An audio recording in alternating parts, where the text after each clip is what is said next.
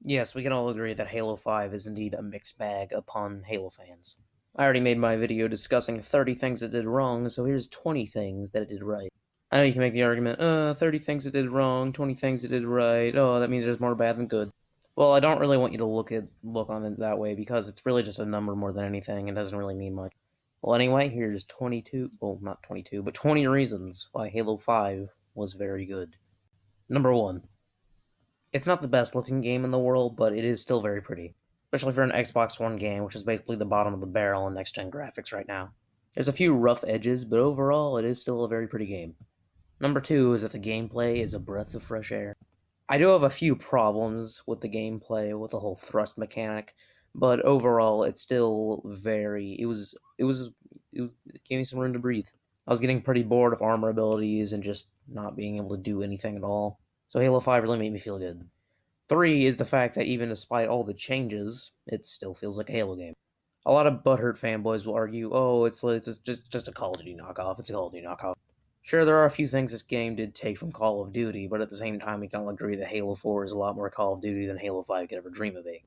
I, in my opinion, still believe that it feels very much like Halo. Number 4. Despite the cliffhanger ending, it does actually have a lot of potential for a good sequel. With Cortana and everything, I really do feel like they can really make something special out of a Halo 6. Number 5. This one's a little bit more small, but I still felt like it was worth mentioning. Weapon skins are pretty nice and pretty fun. Considering how ugly a lot of the armor sets are in this game, I was pretty surprised to see that there weren't really any weapon skins I didn't like. They were all unique, they all had a certain charm to them, and I certainly still enjoyed them. I don't want the rec system back in Halo 6, but I certainly want collecting weapon skins to be back. Number 6, Breakout is a really good mode. It's a really hardcore mode. It's not for the faint of heart. It's not for casuals. It's for those hardcore, sweaty motherfuckers that just want to kill people and not have any fun whatsoever. That's why I love it. Sometimes you just need to sweat. 7 is that all the assassinations are unique. I'm still kind of a little PO'd that they had to, make all the assassinations straight for the rec packs. But the ones I did collect were actually pretty interesting. Number 8 is that the soundtrack is still very Halo-y. Halo 4 got a lot more cryptic and everything and just went a little weird. It was still good, but just didn't really have that Halo vibe to it. Halo 5 certainly did it for me. Number 9. The simple fact that it fixed a lot of problems that everyone had with Halo 4. Yes, I know in the grand scheme of that, it did kind of create its own problems, but regardless, you gotta say they're definitely trying here. Number 10. It's still a game you can come back to every now and then.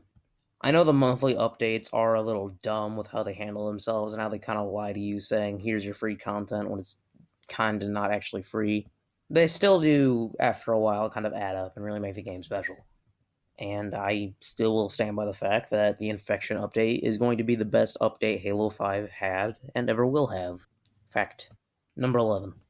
Co op, despite the reason that it's there and the fact that it probably kind of shouldn't be there, well, it should be there, just not the way it was handled. It was still really, really good. The squad mechanics and everything, it all just felt pretty good, and it was definitely playing better than playing with AI teammates. 12. Custom game potential is as strong as ever. With the amount of tools and Forge mode, which I'll talk about in a little bit, it really does allow you to make game modes that you really want to make. You can take out all the Spartan abilities if you want. You can take out half of them and add in different ones, and you can just do a bunch of stuff like that. It really does let you just kind of play around and doesn't fuck with you. Feels good. Because, in my opinion, custom games are definitely what makes Halo so special today. Of course, a lot of factors do add in, but certainly I do feel like it is a lot of the casual sides that do make Halo Halo. 13. Despite how it was handled, turning Cortana into the villain of the entire series was actually quite interesting. Of course, we all thought she died in Halo 4. I don't know what we're gonna do when we have to kill her ourselves in Halo 6. I guess we'll just have to see what happens. 14. I know this came in a later update, but I still feel like it's worth mentioning, is the fact that Griffball is probably the best rendition of Griffball we have ever seen in a Halo game. All the Spartan abilities are still there, and they fit into it like a puzzle. It's so good. Now, this one is more relating back to the older Halo games. Well, not really the older, but the more recent ones.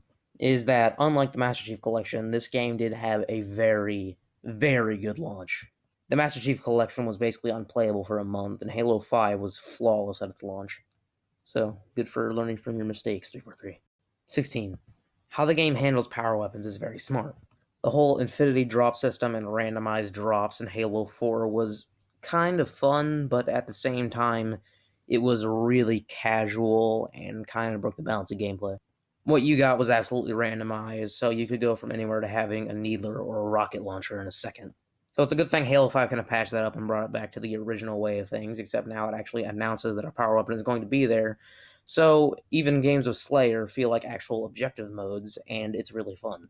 17 relates back to a few other reasons before, but the game can indeed be played competitively or casually, despite the retarded ranking system.